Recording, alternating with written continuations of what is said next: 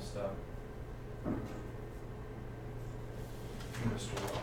Okay, so that's why we're talking about form factors early in the chapter that's really about power and power supplies, is because of how it affects. Now, I know you read the article, you should have read the article on form factors, but let me explain it to it in a non-computer term.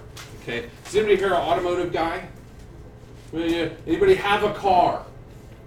Okay, so what kind of car do you have?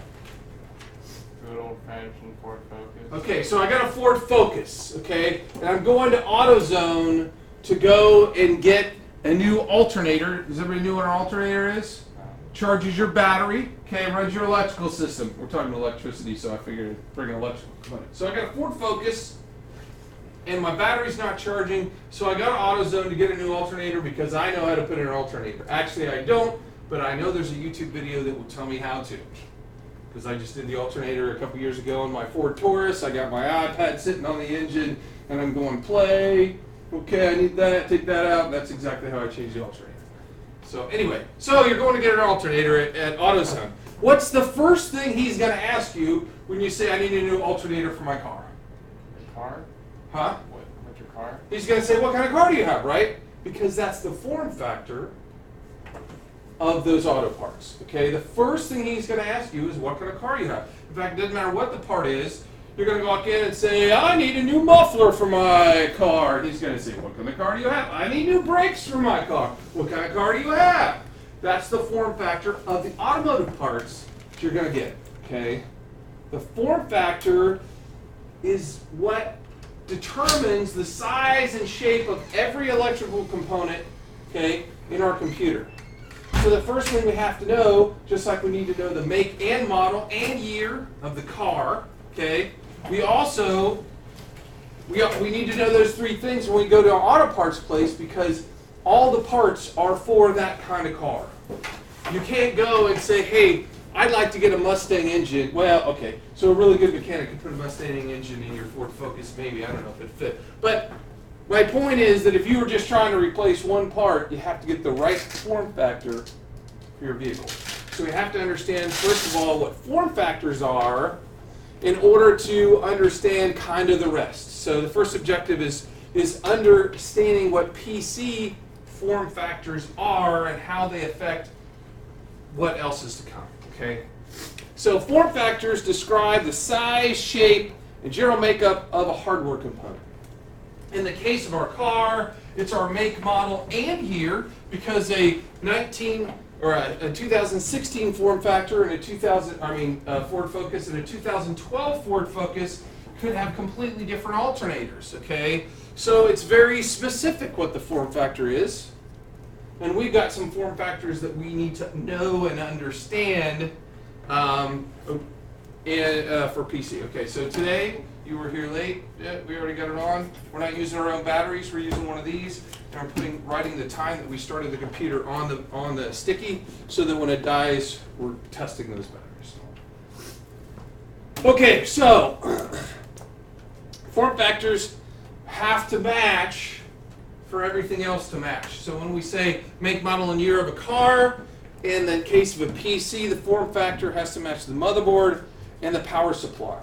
Okay, and the case. So those three things, if they don't go together, they won't even fit. Okay, you have to have the right case that fits the motherboard. I have to have the right power supply that fits the motherboard and the case. All those things have to match. Okay, in order for things to hook up together. And usually, and I have this down here, usually the motherboard drives the decision because physically the motherboard has to fit inside our case. And then that decides what the rest goes in there, which is why, where'd you just put your battery? Your other battery? There, because it was dead already. So. Okay, but you don't want to put it over there with my ones to be tested.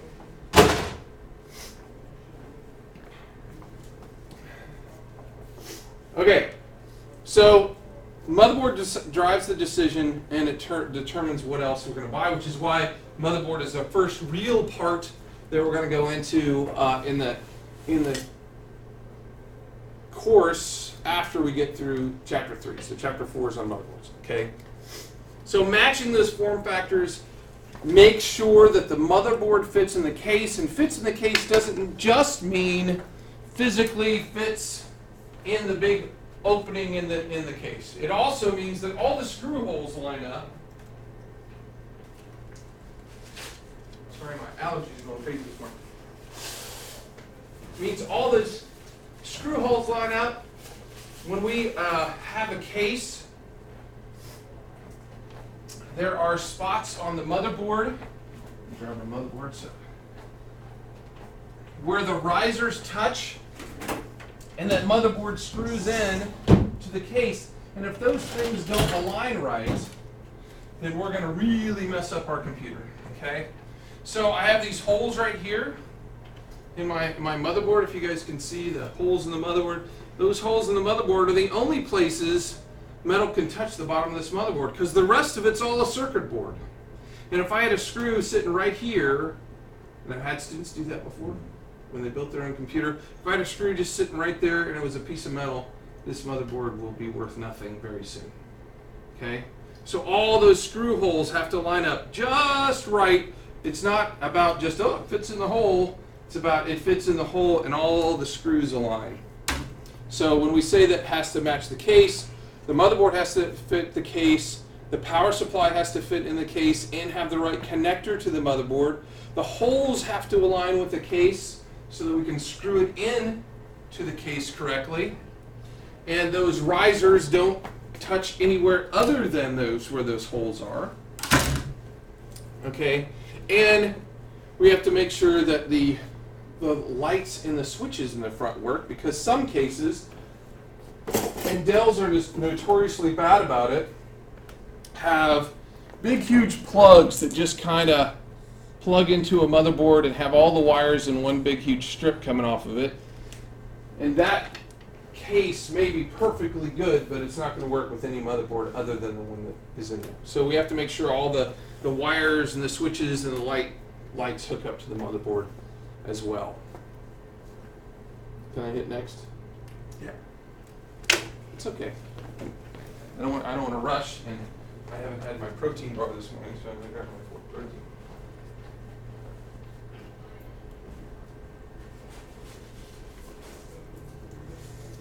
I have, however, had my coffee, so in case anyone's worried about that.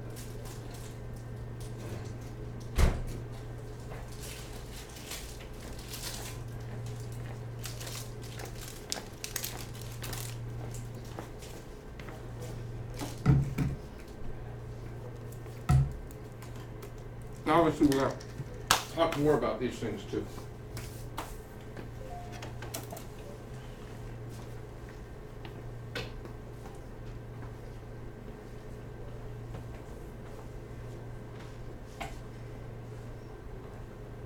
That article that you read listed a whole bunch of kinds of form factors.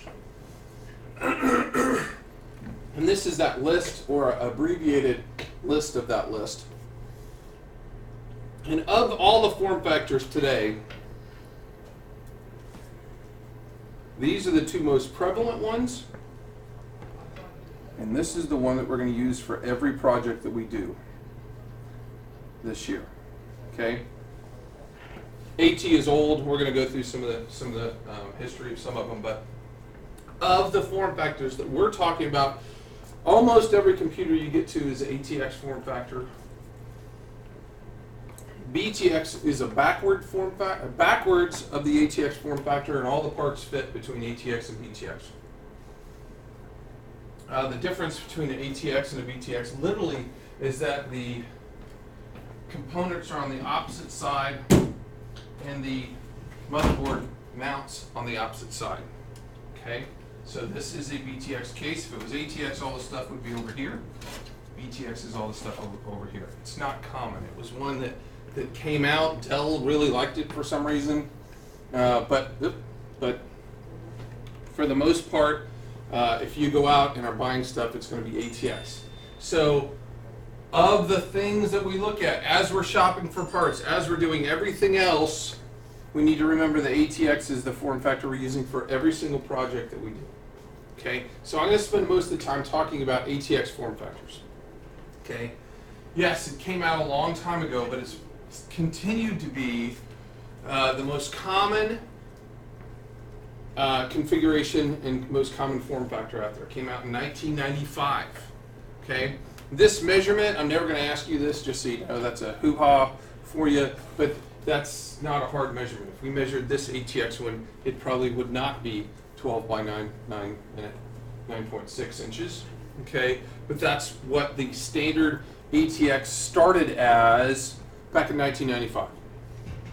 Okay, it was a redesign of the AT form factor, and it was redesigned so that the CPU and the memory didn't conflict with the expansion slots. And the reason that is that expansion slots cards started getting huge for a time.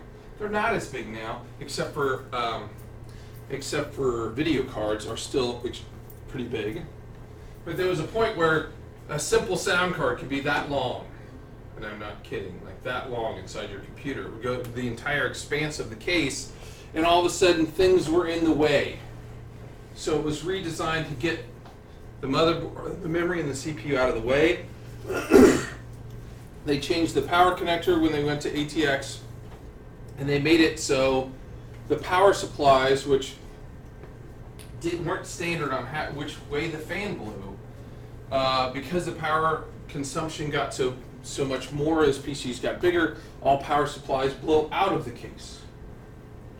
Used to be that they weren't that hot, and some power supplies blew air into the case to cool. Now it sucks air out. So that's one of the things you will be asked that question.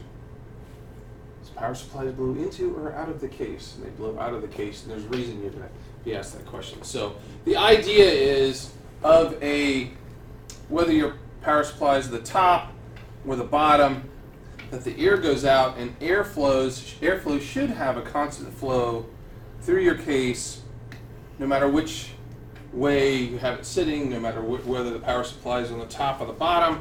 So if you have fans inside your case, they should always also be blowing out unless they're in the front.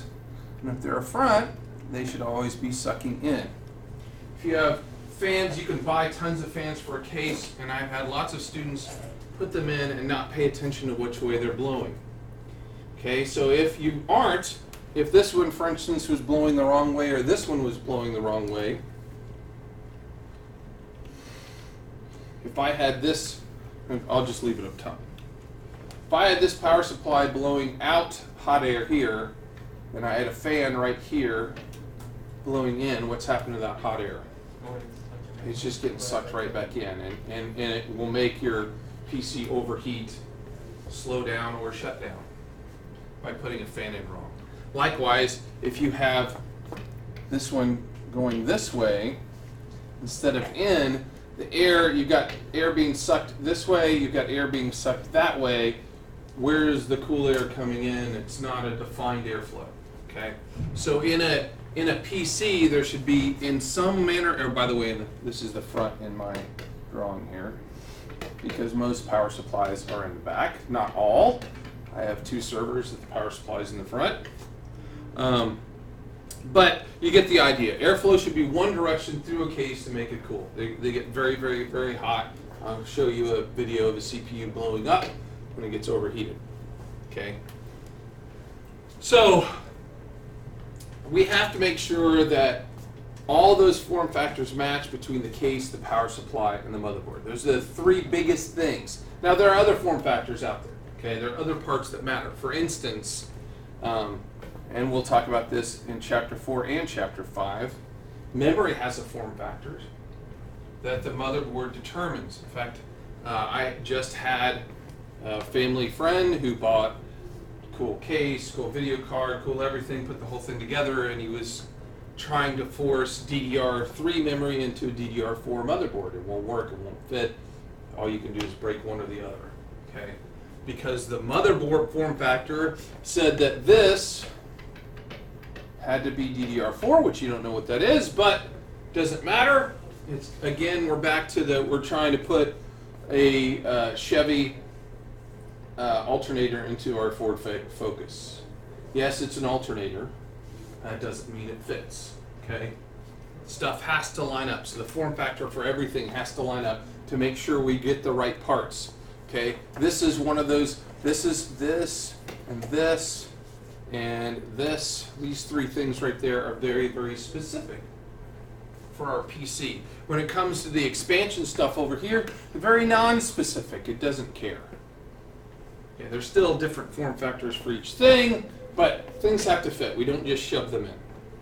Okay, so this is the first part of power and form factors of power. We have two different power connectors that go on every motherboard that's in production today.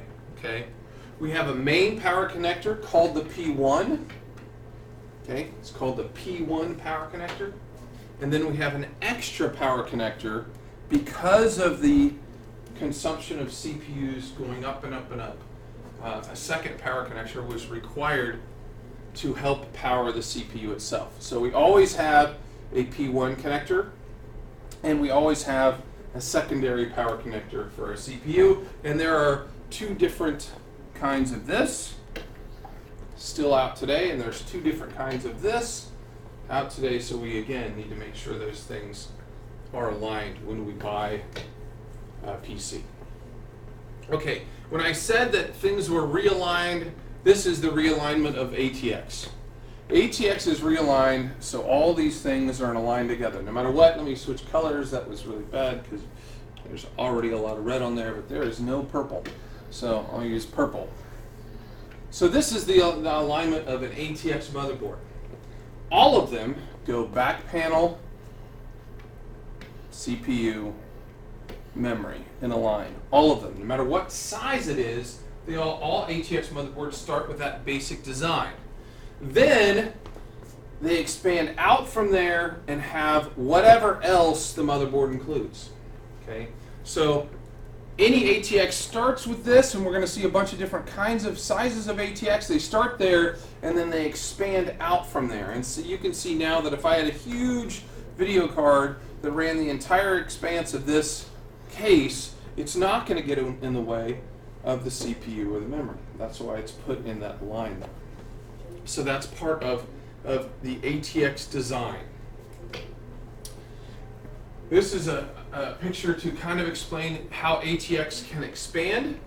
And when we have basic screw holes that are very specifically defined on ATX. As it gets deeper or wider, they're also very defined. It's not a willy-nilly thing. They must be exactly there, and they must be exactly there.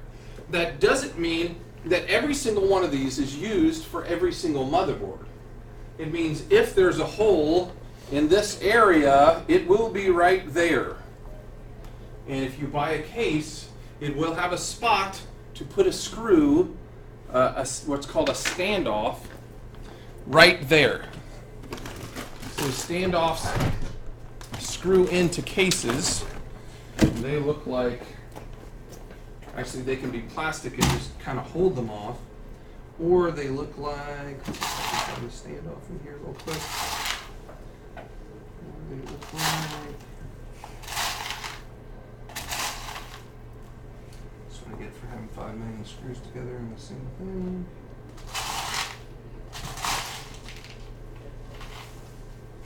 I could dump it out and find one right away, but I really don't want to dump it out.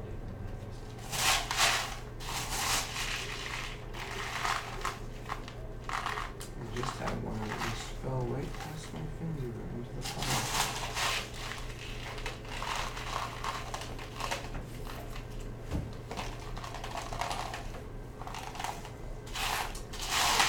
It's a screw on one side. Ah, there it is, right there. Okay, so this is a standoff. So it screws into the motherboard on one side, and then just has a hole for a screw to screw into through the case. Through the motherboard on the other side. So this side screws into the case down here, and it holds it a very specific amount of distance off of the motherboard, off the case, and then the motherboard screws into there, and that's what keeps this from being grounded out on a metal case. So this will sit on a bunch of these standoffs, and they'll all get screwed in, and it'll keep it all off of the metal case. Okay, so you can't just set it down on there and screw it in, because there are screw holes in that metal case. The screw holes are for standoffs to go in, and then you screw into those, okay?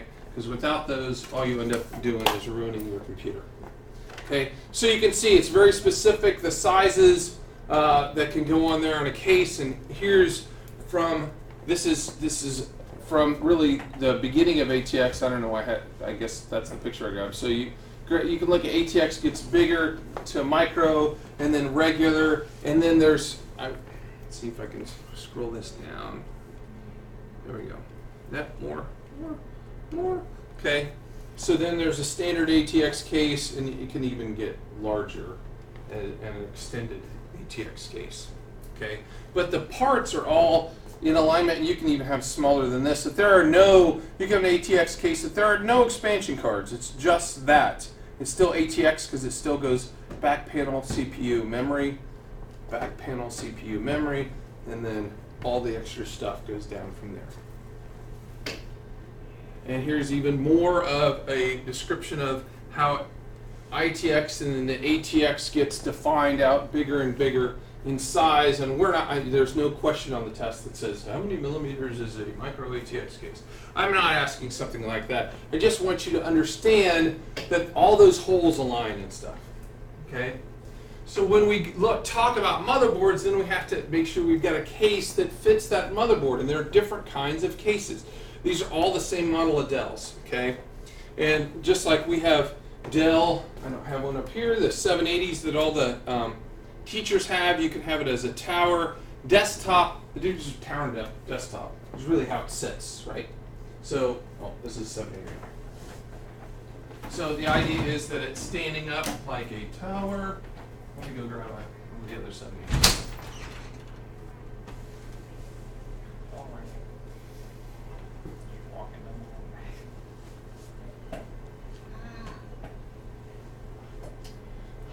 I was so into taking pictures last night, I forgot to do my map homework. I had quiz. Oh, I didn't need it. This is also, and this is a small form factor, this isn't a desktop, okay? That's also a 780. This one's intended to sit on its side underneath your monitor. Just have to make sure that wasn't someone important like my wife.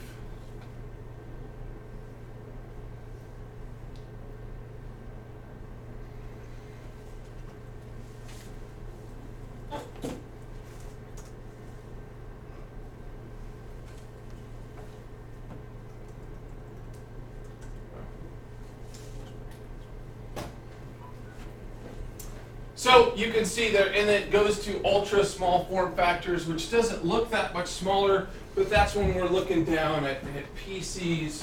And Mr. Anderson has an ultra small form factor. They can get as small as this. For the same make and model of a PC, what really changes as you go down is what I can add. Okay? As I get smaller, I may have the same basic motherboard, the same CPU, but now, as I get down here, how much memory can I add? Up here, I can get 32 gig in here. Down here, maybe I can only get 16. Or I've got 4 memory slots as opposed to 2. I can get full-size cards. Now I can only get half-size cards. Now I can get no cards in them. If it's not on the motherboard, that's all I get. Where did I put my pen when I was walking around? There we go.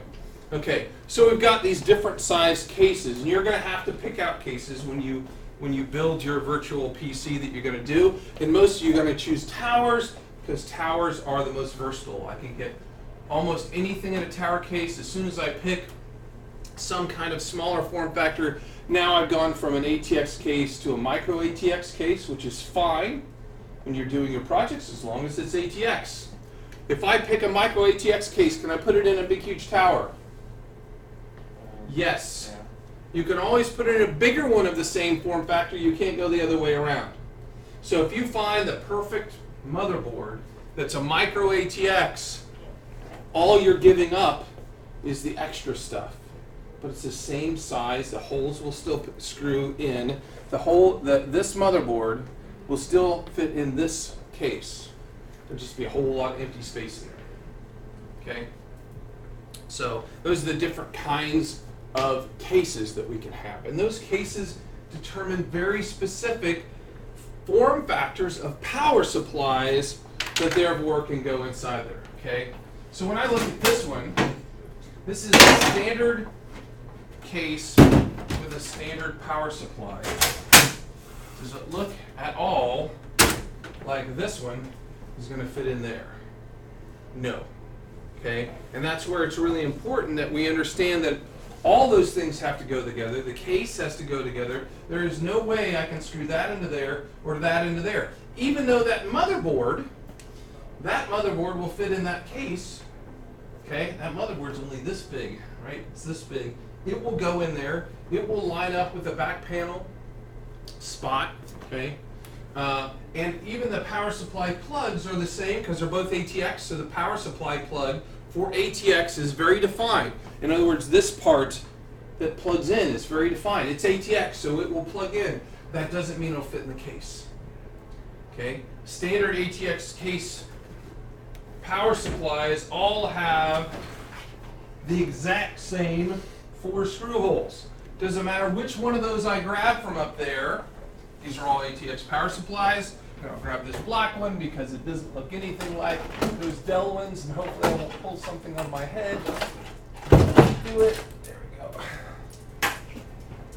But if I wanted to put this one in there, because this is ATX and that's ATX, my screw holes would align. You can see there's corner, corner, corner, corner, down a little bit, and in right above the plug. Now the plug's a different spot. That doesn't affect anything, okay? But this one, because it's an ATX power supply, will fit in this standard ATX case. Okay, and I know I already told you this is really ATX. The only difference is this is over there. Ignore that as I say this because that's the only thing that's different. Okay? So we have to make sure we grab the right power supply for our case as well. Which is why I recommend you always going with standard ATX whenever you're building something, because when you get into a different power supply like this small form factor one has, we go from I can find this from anywhere and I can get one for $13 to I can only buy this one place and it costs me $86 because this one is very specific for this case, whereas this one is not specific for any case because it's standard ATX. So we want to make sure we get the right power supply physically, i.e. screw holes, and it will fit in our thing. Then we're going to talk more and more about this part and making sure we choose the right kind of power supply. Not just physically fitting the form factor, but having the right kind of power for what we want. Okay. So form factor describes the size, shape, and general makeup of the hardware component. It has to match the motherboard and the power supply and case. There we go. Those all have to match. So just because these plugs will fit in that one, and they will, if I wanted to duct tape this inside of here and plug those in, they would physically fit. The plugs are the right size, okay? But number one, I'm not sure if that would push everything in this, which you're going to learn more about power as we go. But number two, duct taping doesn't work. It has to be screwed around. Okay, so it's not just that. If you just set a power supply inside a case, you'd eventually have something short out. Okay, so that's form factors. When we talk about form factors in the future, do you think you guys understand what I'm talking about? It's like the Ford Focus thing. You have to get the right size and shape component. Okay, so as we go forward and we talk about all the other things, I'm going to say the word form factor a lot. Say this is the form factor for memory, and this is the form factor for the CPU. So you guys understand that's what links those things together, and they have to match. In the first project you do, there's 5 of you. There's very little chance that no one will get that wrong. I've never had a class yet where somebody did mess that up. Okay? They picked a motherboard and then they picked a CPU that didn't have the form factor that went in the motherboard. And somebody goes, will those go together? And I'll go, absolutely not. They will not go together. Okay. So your first project is to select 3 different motherboards, and your second project is to select CPUs for those motherboards, and that's where I'm talking about that invariably there's a historically a good chance that someone will pick a CPU that will not in any way, shape or any way fit into the motherboard. So we got to pay attention to this form factor thing as the course goes on. Okay, and we'll hit those as we go. So that was learning objective number 1. This is learning objective number 2, and we're going to start talking about power itself and understanding the basics of power and the terms. Okay, does anybody need to take a stand-up break and stretch or anything? We were switching objectives, so we can stretch between objectives. Ian's like, I do. Just need to get ready to go. Okay. So now we're form factors just to explain how things go together, and then we have to learn about power, because in order to understand power supplies, how to select them, and what power supply goes with what components, we have to understand the basics of power itself. Oh, I don't have my speaker on probably, so, and you can see the thing anyway, but I always have name that name. Okay. And you can see through it. It's a terrible overlay, right? I don't understand. It's supposed to be one of those, hey, it appears, but you can see through it, so it doesn't very good. Okay, so we're going to talk about AC-DC power and what AC and DC power is, and that's the first thing we have to understand about power itself. Okay? So AC power, alternating current power, cycles back and forth at a specific speed. I should have my little, where's that at? Should have that up there so we only talk about one at a time. Okay. So AC power, or alternating current, cycles back and forth at a specific speed. That speed is 60 hertz. Anybody remember what a hertz is? Hertz is 1 cycle per second. So it cycles like this back and forth 60 times a second, and that's the kind of power that comes out of our electrical outlets. Alternating current is what comes out of our electrical outlets. Alternating current is what comes out of our electrical outlets. Alternating current is what comes out of our electrical outlets. It's the most efficient way to transmit electricity, and that's why we have it, because it wouldn't get all the way from the power station, wherever dark rural electric power station is, to us in any form other than alternating current. Okay? So alternating current is what's in the plug. I don't want to do all that. Okay, there we go. DC current, however, travels in only one direction. It doesn't cycle. It's a steady flow of electrons. It only goes in one direction. It is what most electrical components want and work best with.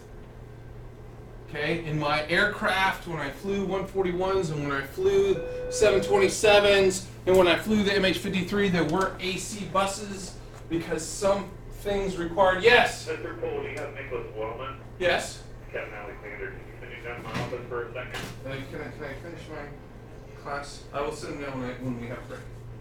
Okay. So some very specific electrical components use AC, but most of them, to the huge amount, all of them use DC because it's more stable, because it travels in one direction.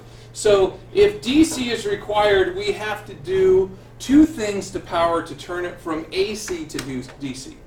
Okay? So we have to rectify it. Turns it from AC to DC, and then we have to transform it, which changes, I'm off the page, aren't I? Which changes, there we go, the level of the voltage to a different voltage, okay?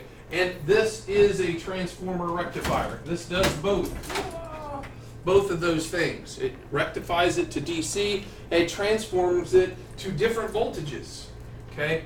Because this is, anybody know what the voltage of the wall outlet is? 110, right? This, put 110 on your computer and it'll blow it up. The biggest one coming out of here is 12. We'll learn what the different voltages are, but they're anywhere between 3.3 and 12 volts. So it has to rectify it to DC and transform it to different voltages for what our different components in our computer need.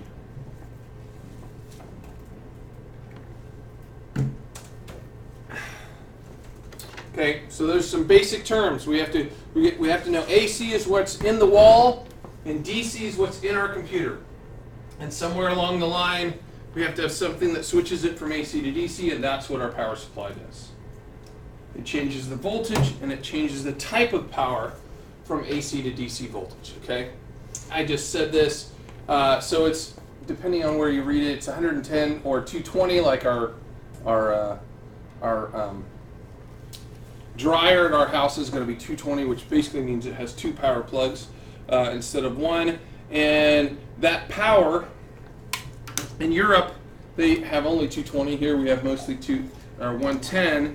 When you see this little red switch on the back, that's what that red switch does. It says, what kind of input power do you have? Do you have 110 or do you have 220? And if you switch that, you can take your computer right to Germany and plug it in. Just make sure you put it on the 220 before it plugs in, and it'll work just fine. If you've got a power supply that has a little switch on in the back, it will. Okay? So we've got different kinds. I already said this. It cycles at 60 hertz or 60 cycles per second. When we get AC, when we DC, it's just a flat line, steady, whatever the voltage is. It doesn't cycle at all on direct current, which is why it's better for stable components. And when you guys plug in your phone charger, that's one of the things that this is doing. Okay? When I plug in my phone, this is a transformer rectifier. That's what these do. They transform that from AC to DC, and they change it down to some very specific voltage that's going to plug in and power your stuff. Which is why they say, if you don't know this, that if they're plugged in, they're using power all the time, because they are. They plugged in, just because your phone isn't plugged in doesn't mean that's not doing anything. It's still sucking up power because it's doing what it's supposed to do, which is to transform the power. It's very small amount of power, but it is still using power even if something's not plugged into the other end. Okay, I got all my, there we go.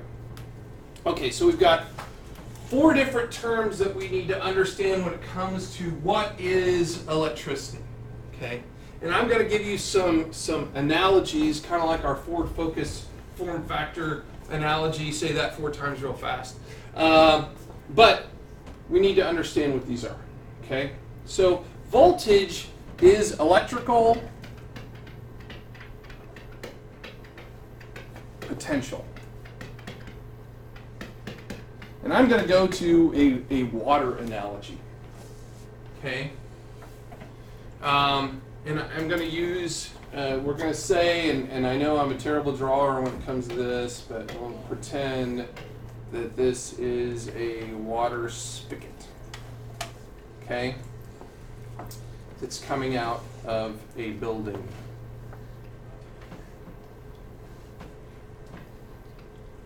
The size of the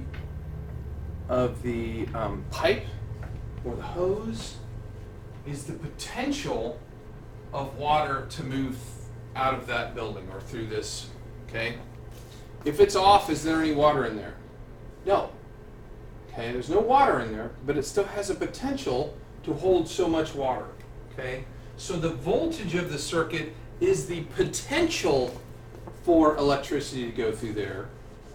Okay, it's how much potential it has to go through there. Voltage is in an analogy, it's the size of the pipe. Okay? Amperage is the current. Okay? So if there's water going through here, I don't know if speed is the right word. I'm just going to say current. I'll stick with current because that's what it is.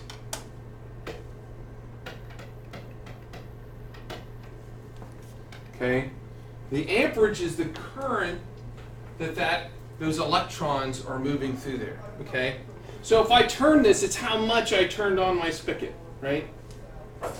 So what determines how much water I get in my bucket at the end is both how much I turned this on and how big this pipe is, right? Okay? Because I have so much potential for water to move through there, and the amount that I turn my thing determines the current that it comes through there. So the amount of water that I get, or total power, equals volts times amps. Okay? So watts, and I use this analogy because watts sounds like water. Okay? So the total water that I get is both the current and the potential together multiplied. That's how much I get out the other end. So the total power or wattage of something is a multiplication of the voltage or potential times the actual current that goes through it, or amperage. So voltage times amperage equals wattage. Voltage times amperage equals wattage. Voltage times amperage equals wattage. Wattage is the total power. That's how power supplies are rated. Okay, by how much power it can put out. So if I look at any power supply, this one is a 500 watt power supply. So the max wattage or max total power that can come out of all these wires on the other end is 500 watts. That's it. Can't put out any more. Okay, and that's peak, by the way, which means that the highest it could ever get is that. If it ran at that all the time, this would burn up in about a year, or far less. Okay, so volts is potential, amps is the current. Together, those things define what the power, total power is, or wattage. Okay, those are the three biggest things that I'm going to ask you questions on in the course of your test. Ohms is resistance to this. Okay? In other words, if I had a clog in my hose, if I kinked my hose, I would have some amount of resistance. Okay? I'd still have the same potential, I'd still have the same current, but if resistance is thrown in there, it may affect what comes out on the other side. But I will tell you that other than the definition I just gave you, I am not going to ask you any questions at all on resistance. You will be doing math with voltage and amps and wattage. Okay? You just need to understand that ohms is resistance, but I'm not going to be asking you many questions on that. Other than I'll explain where resistance kind of comes into play and a couple other things. Okay, so here's the book from the book. Volts is the potential, amps is the current, wattage is the total power calculated by doing volts times amps. I'm going to give you such basic math problems, but you're going to get confused about them because we talk about computers at the same time. Okay, I'm going to give you a math problem, Ian. Yeah. Okay.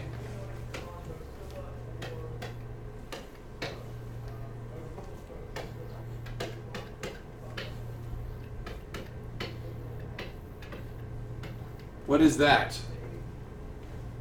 True. Was that a hard problem? That was not a hard problem, right? Because I just told you V times A equals W. I just gave you 24 and I gave you 12 here, and the answer was 2. Yay! Ian, okay? But invariably, when I say in your test question, I have a CD-ROM that uses approximately 36 watts. How many amps is it pulling? People go, I don't know the answer to that question. I can't find it out. Because how many of the variables did I just give you? One. I'll give you one. The problem is, you should already know the other one. Because all of these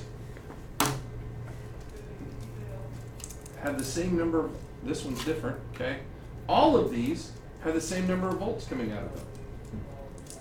All of them. You're going to learn what that is. Okay?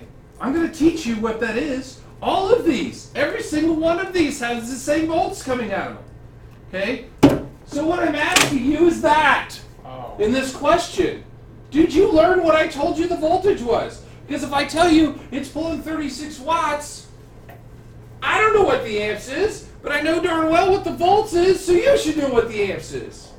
Okay? Let's pretend the number was 12. Let's do the same problem. I just said it's pulling 36 watts. And I tell you every single one of those plugs is 12. How many amps is it pulling? 3. That's what the answer to the question is. And by the way, they're all 12. But everybody gets this wrong. Not everybody. Many people get this wrong because they're confused because all of a sudden we're talking hardware and I put all these other words in it. But I really ask you the most simple math question I could ever ask you with computer words in it because you were supposed to remember the 12 part. Because I didn't get it. And I get people, you only gave me one variable and I can't do the math with only one variable. It's like, no, you were supposed to know it was 12. Okay. Enough said. So, I already gave you the water analogy. Current, volts times amps equals total. I already drew that on there. Apparently, last year I drew it differently. Okay? And I just said that problem. I just did that problem. This is my notes from last year, by the way. So, same thing. What would the watts be? If I told you, here's the opposite. If I told you the amps were 2 and the volts was 12, the wattage would be 24, right? Okay? The answer to this problem would be 24, because all you have to do is know volts times amps equals watts. I don't even know what I have no idea what. The difference between different kind of phones. I guess I was talking about this last year. If you don't know, the iPad or the newer iPhones require more amperage to charge than the old ones. The old ones only needed 1 amp. The new ones need 2 amps. And that's the difference between those power bricks. That's why it doesn't even say, if you plug an iPad into an iPhone charger, it doesn't even say it's charging. It is, but so slowly that it doesn't even know it's charging. Anyway, the voltage is the same, but the amperage changes on those newer phone devices. And I've already said this a whole bunch. Volts times amps equals wattage. Okay? Oh, before we go on static electricity. We got this basic math problem down. Volts times amps equals watts. Okay? And on your test, you're going to need to know the volts of the various plugs. And I'm either going to give you amps or watts and ask you the other one. But really what I'm asking you is that you know that because those plugs are all the same. Okay? I'm saying that there's one that's different. But I'll show you that as well. Okay, we do have one other part of power that we have to be cognizant of as we're working with computers, and that's static electricity. And static electricity isn't generated, static electricity is not something that powers any of our electrical devices, but it's certainly something that can affect our electrical devices. Okay? So static electricity is the imbalance of electricity between things. Anybody got a little sister? A little sister? I had a little sister. We had shag carpet when I was growing up, and I would run around doing this and shocking Tracy all day long when I was a little kid. I was like, woo-hoo-hoo! And I'd shock her to death. And she'd go, Mom, Dad, okay? And what that is I'm building up a charge on my shag carpet, right? And then when I touch Tracy, we're equalizing. I have a charge, and she's getting it. And she gets zapped, okay? So whenever we have a discharge of static electricity, we're bringing those two things in balance, okay? And we can easily ruin electrical components through static electricity. Easily, easily, easily. Happens all the time from poor grounding if we don't ground ourselves when we do stuff, okay? So static electricity has some voltages associated with it, okay? And I'm going to go ahead and clear this out so that I can write it out. Okay, so in order to know that a static charge has been discharged, in order for my sister to feel it when I touch her, there has to be a minimum of 3,000 volts. 3,000 volts. Amperage is almost zero. Okay, but 3,000 volts to even feel that something was discharged, which means by this, and I'm sure there's a variance here, which means that anything less than that. So if I had 2,990 volts discharged, there would be no feeling it, which means that I could discharge 2,000 volts into this motherboard when I grab it without ever even doing it. And that's probably enough to ruin it. Okay? We wouldn't even know it because we can't even feel it. Okay? Now, we can also hear it sometimes. If you guys ever done that, either with a balloon or something else, and you hear that crack, that sound, if you heard it, you discharged 6,000 volts. 6,000 volts before you can hear that you had the discharge. Okay? Which means which means that if I see a little crack but I didn't hear it, I saw the little thing, that means I could have discharged 5,999 volts before I hear it. Okay, you understand these ranges here? Because that's on the test. If I say Ian saw Brandon touch the motherboard and saw a spark, but they didn't hear anything, the amount he discharged would have been, and there'll be little matching ones, would it be 2,990? No, because you wouldn't have seen it then. But if I had 4,000 in there, you go, oh, 4,000, yes, you can feel it. Oh, wait, no, I haven't even got there because I haven't gotten to the C. So he felt it, but so 3,000 to feel it, 6,000 to hear it. It's 8,000 volts to see it. So if you actually saw it, which definitely did with my little sister, okay, especially at night when she's laying in bed, and I spent like 5 minutes doing this, and I go in, yee, and I go in, and you'd see that zap. Okay, I was not the nicest big brother. I love my little sister, but I was a little turd and teased her too much. So anyway, she got to the point where she'd scream as soon as I walked into the room, and I'd get in trouble. Anybody have a little sister that does that? Screaming is the reflex. No, just me. Okay. So we got to remember these numbers: 3,000 to feel. This is a matching. You can see on the test 6,000 to hear and 8,000 to see it.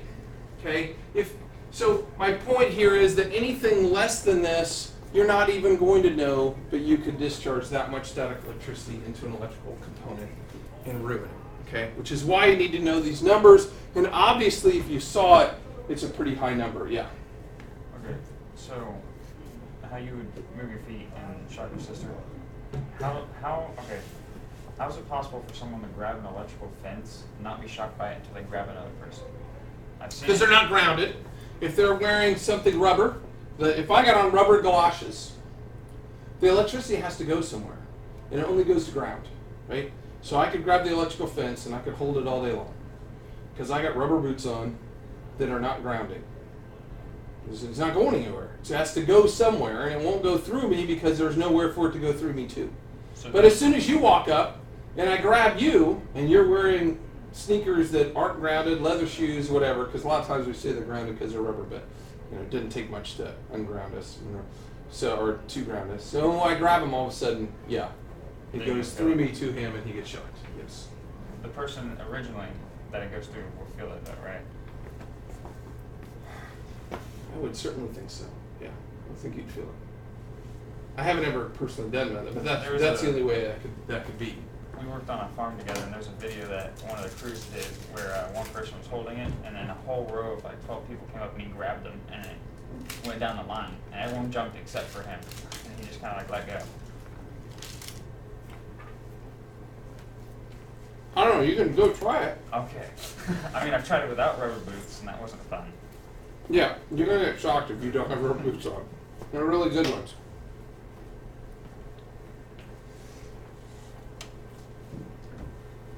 So there's some things we can do to protect devices from static electricity. And some of those things we're going to do in class, and some of them we're not. So there are some control devices.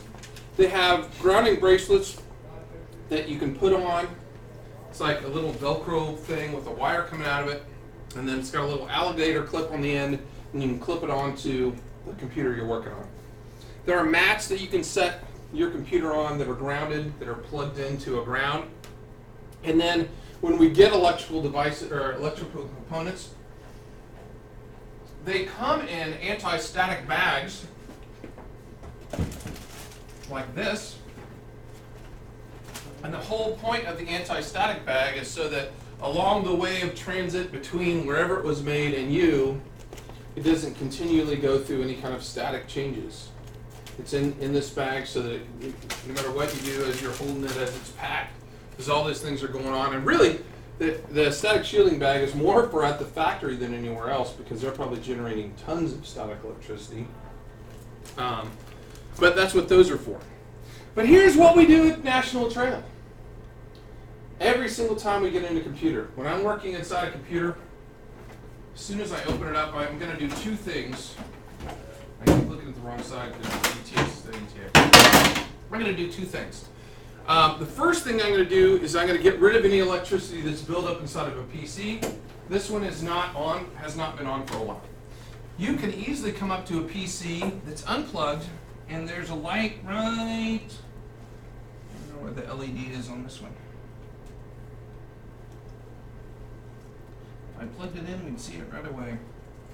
But you may open it up and it has a light on. So first thing we're going to do on any computer before we work on it is we're going to hold down the power button with it unplugged for about 20 seconds. You'll do that sometimes. You'll see the fan spin on the computer.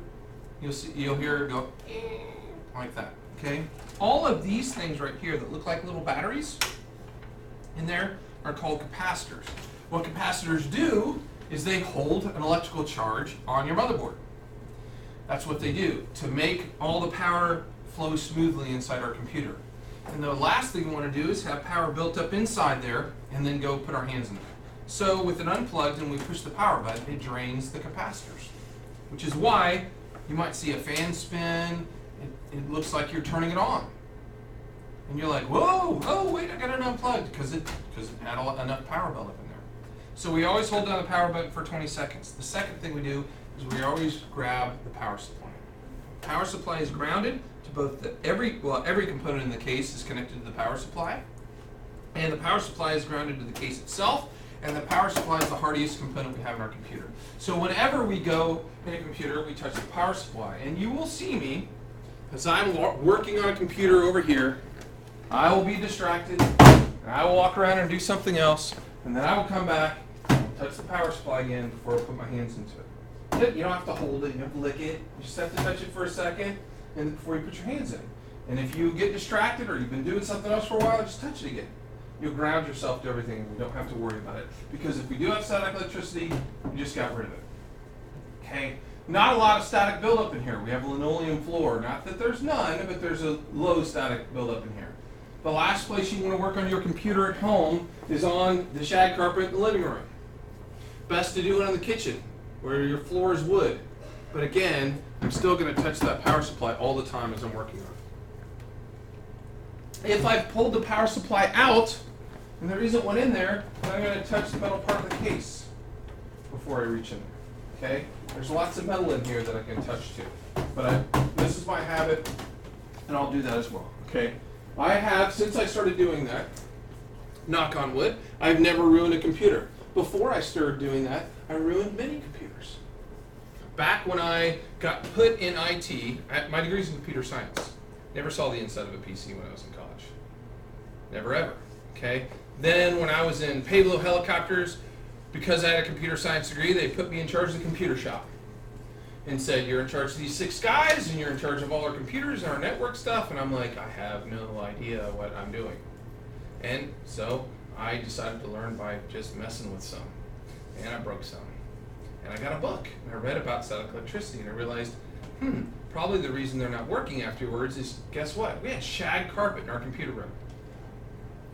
Probably not a good choice. And I know for a fact I saw sparks more than once when I walked up to a computer and was working on them. Okay? So, this is bad. Don't do that when you're working on a computer. Okay? When we look at, I thought I had all this cleared out, but apparently I didn't.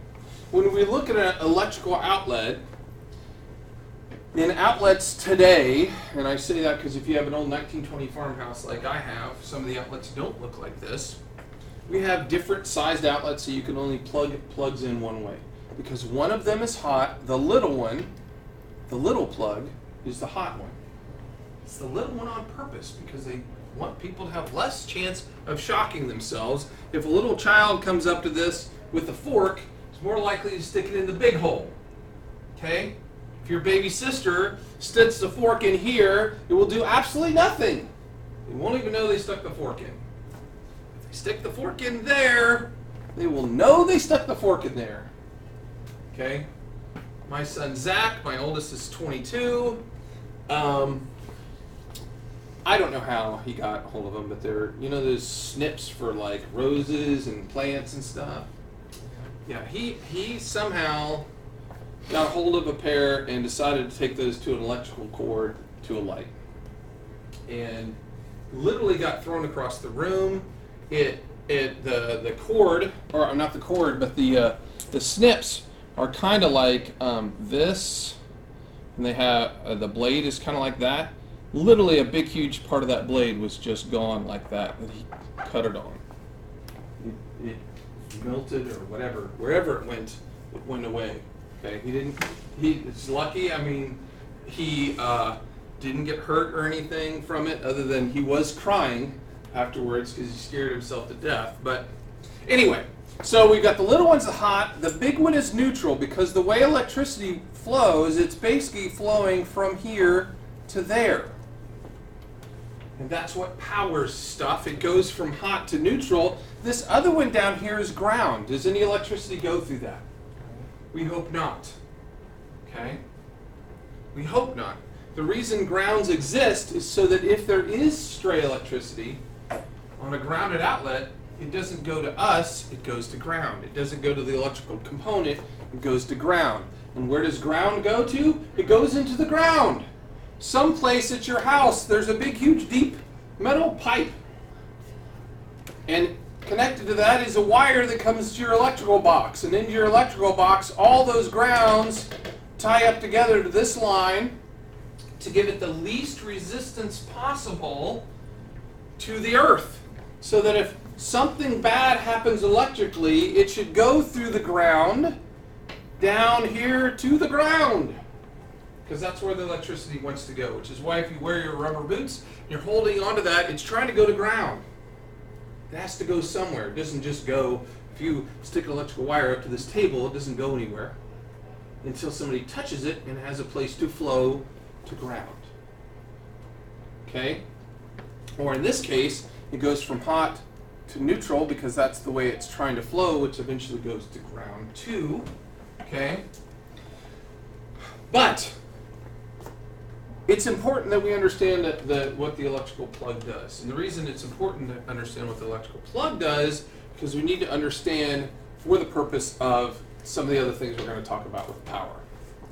And we'll get there. So this is just to show you those things. This is what a strap looks like. You can see the strap is around his arm, and it goes to, it's got an alligator clip right there that's connected to the PC.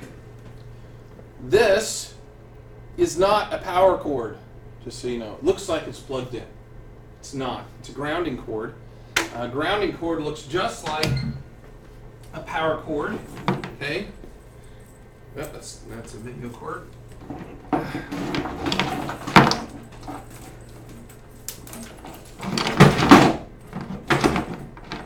If I took this cord and pulled these wires out, so these wires didn't even exist, and all it had was that ground wire, you can buy them, okay? So that none of these would just be empty holes, right? So I'd plug it into there, and then I'd plug it in there. I'm not really plugging in power, I'm grounding it to the earth. So I could plug this in to any grounded outlet and plug it into my computer, and I've then therefore grounded my computer. So this, I've had a lot of students go, oh, he's doing it with his computer plugged in. No, he's not. That is a grounding cord in there. And I should buy some, but I haven't bought any grounding cords. Can you technically make them by pulling the wires out of the end? Kind of, sort of, but I don't know that you'd want those in there just in case. Okay, so that's what he's got on there, right there. I don't have a good picture of a grounding mat. There is one under the mic downstairs in the office. That used to have all kinds of electrical problems, so I bought a grounding mat. Same thing, it's got one single plug that plugs into the wall that grounds it, so that whole phone system stays grounded as well. And I already showed you an anti-static bag. Okay. What did I just do? That was the wrong key combination. I hit Control L instead of, oh, there's what I wanted to hit, right? I hit Windows L, that's what I hit. Instead of Control L, there we go. Okay, so the next thing we're going to do is talk about these. Anybody's computer die at all yet? Oh, Blankenhorn, were you not watching? Oh, it's still running. Okay. Nobody's has died. By the way, none of these batteries are bad. I'm going to pause right here before we start talking because I think the next thing we're going to talk about is the plugs and the voltages. And I'm going to stop right here because they want you downstairs. So we're going to pause until Mr. Wellman comes back. Just enough. So this is what I'm talking about when I was saying that you need to know these things. Okay, so this is an old one. I'm going to go ahead and go to the newer one picture. Power supplies have very definite plugs that come along with them. And the newer power supplies, let me shrink this out. Newer power supplies all have some of these. They don't necessarily have all of these. All of them have this one. It's called the P1 plug. Okay, P1 plug goes to the motherboard. It's usually anymore a 24 pin, but you might see 20 plus 4, which this one actually is. Meaning the old motherboards took 20 pins, the new motherboards take 24, and this just slides off. I have had people say, you had me buy the wrong motherboard because it's too big and it didn't fit. Because this, many times, will have a little thing that just slides right off. See how it says 20, and then it says 4? So that's 24, that's 20, 24, 20. Get that? And it's connected right next to it. So if it takes 24, you have to plug all 24 in. If it takes 20, you just move that aside. Almost all of them anymore take 24, and that is the P1 plug. Okay? The P1 plug, this is one of those numbers you have to know, is 3.3 volts. It's 3.3 volts. It has the lowest voltage of anything in your computer. 3.3 volts. Okay? That doesn't mean the motherboard uses the least amount of power. What would be high on the motherboard plug if I say it uses the most amount of total power? What? Watts. Okay, yes, but I just said that the watts is high, so what else would be high then? Yeah. Amps, right? There's no specified amperage for these. I don't know. It depends on what it's pulling through it, okay? So that's the potential. The amperage is questionable, but I know the wattage on a motherboard is high. It's pulling a whole bunch, okay? So people get confused. Oh, this should be higher. No, the volts is low, but the current that goes through it is high, okay? Molex. I'm sorry, I shouldn't have stepped out now.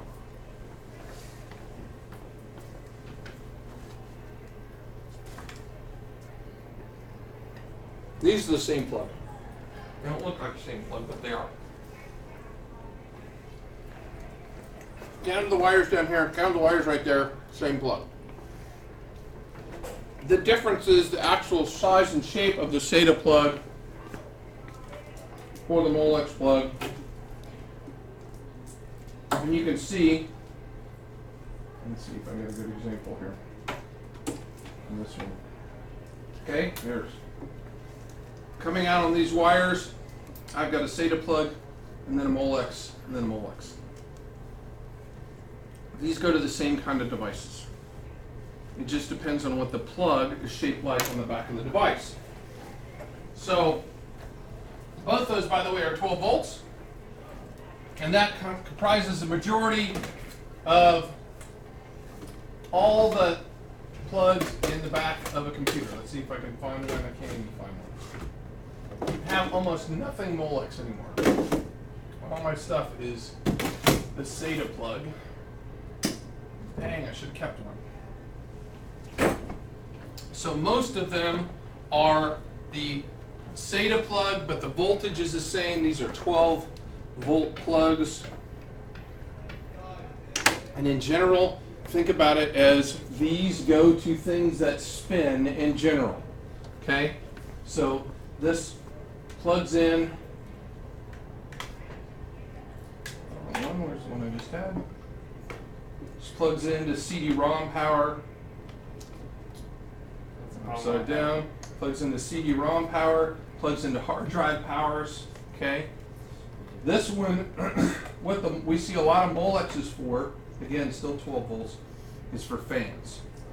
A lot of the fan plugs are what we plug into the Molex plug. So if you buy extra fans on your computer, but in general you can think about it, if it's spinning, it's probably plugged into a SATA plug or or a Molex plug. Where are all my fans?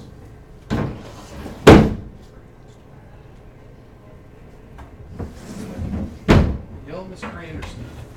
I don't know where to put my fans. But they make adapters to turn one of those into the other one. So I can take